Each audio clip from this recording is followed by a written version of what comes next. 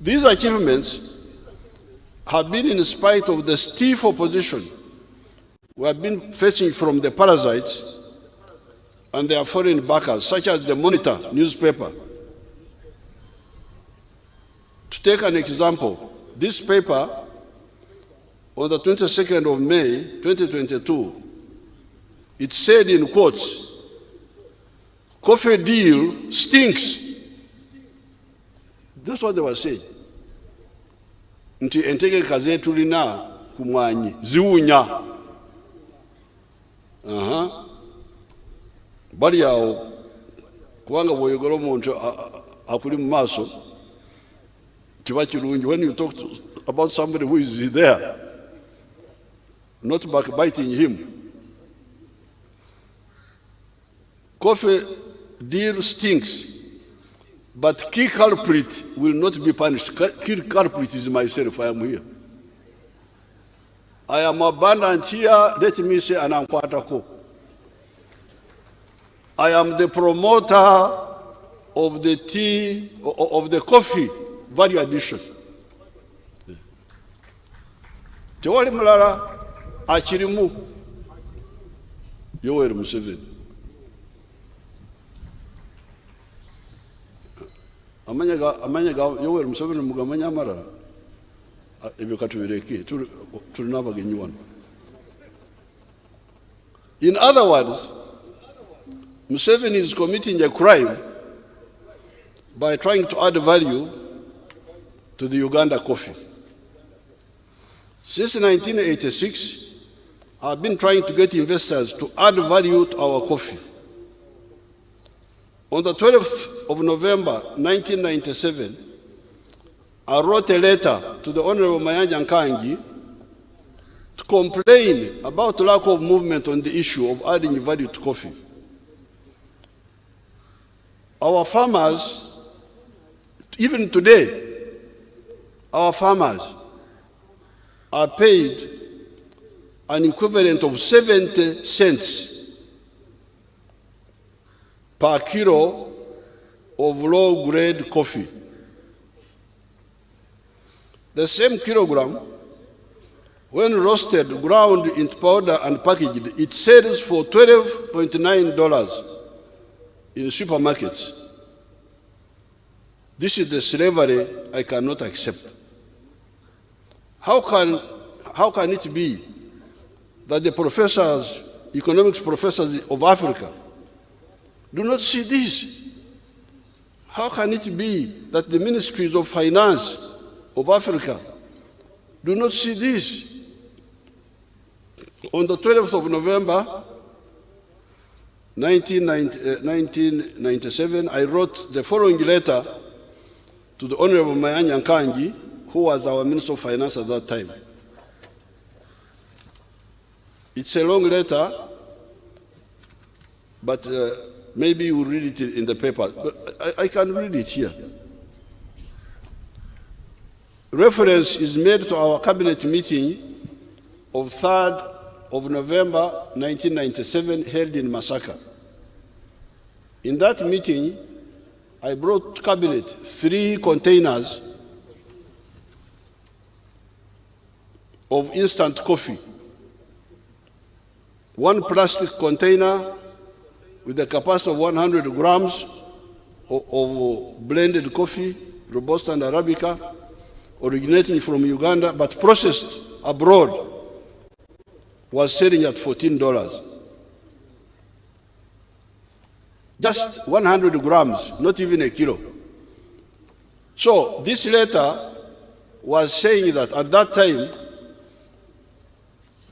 when we get $1, somebody somewhere from a kilo, somebody somewhere in the world gets $70.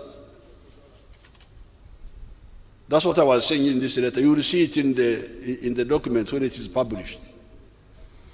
After that, I engaged the Nestle group in Davos. This group which has got its label on coffee.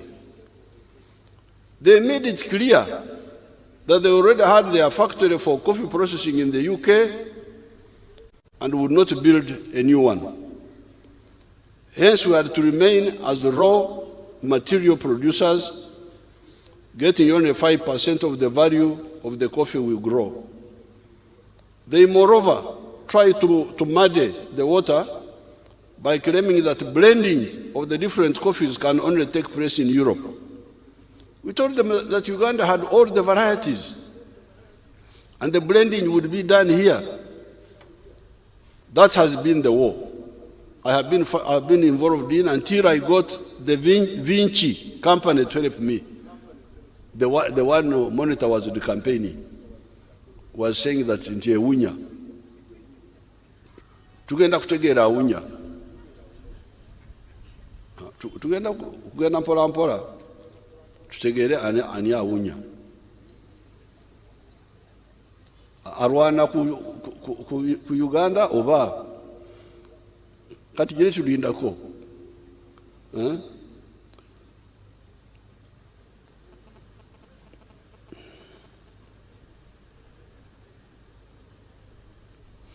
You heard how some of the MPs were talking in that war.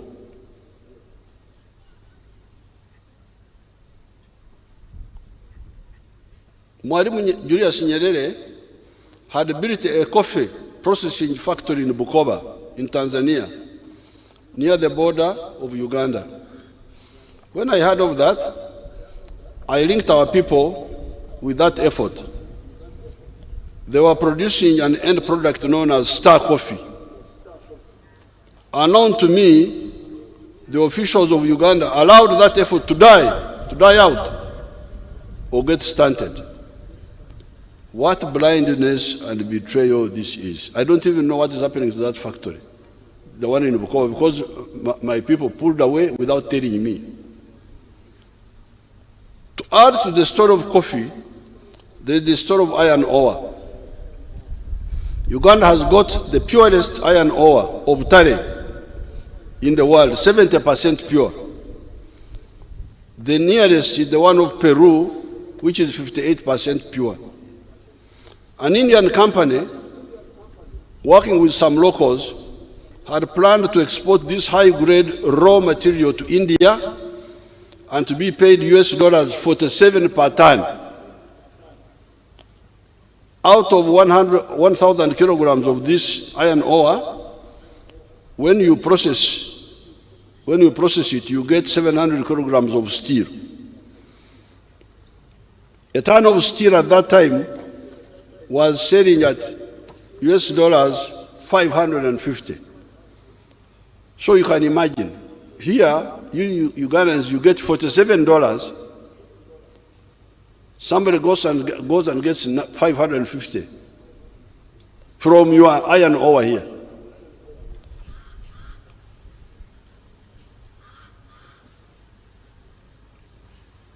Today, a ton of steel is US$ 700. I stopped that theft. If I had not stopped that theft, it would have meant that Uganda would be donating money and jobs to the outsiders and would be losing its natural resources and remain perpetually underdeveloped. I cannot be part of this.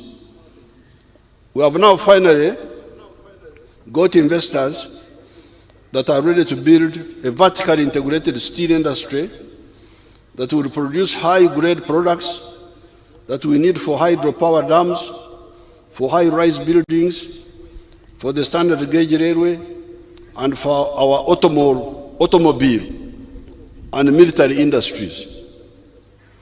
Each year, Uganda spends US$ 362 million on the imported steel and steel products. East Africa spends $2.5 billion on steel products if you include automobiles, which consume a lot of steel. Yes, we have 12 factories recycling scrap metal. This scrap steel helps us to get Mtayimbwa steel bars for low-strength buildings. The products of recycled steel cannot, however, be used for high-strength structures such as dams, the standard gauge railway, etc. Hence, the endless hemorrhage. Why should this be tolerated? Why should this be happening in Africa 65 years after Ghana's independence? This crime of donating Africa's resources at a pittance to clever outsiders applies to copper, cobalt, tin, coltan, etc. Any wonder that African youth do not have jobs and must go for semi-slave jobs abroad. Those jobs are donated by African planners to the outsiders. This is the war I've been fighting here in Uganda for the last almost 62 years. I thank those elements in the NRM that seriously support this position. I appeal to all the others to support these liberation efforts. It's a matter of survival and crucial for our prosperity.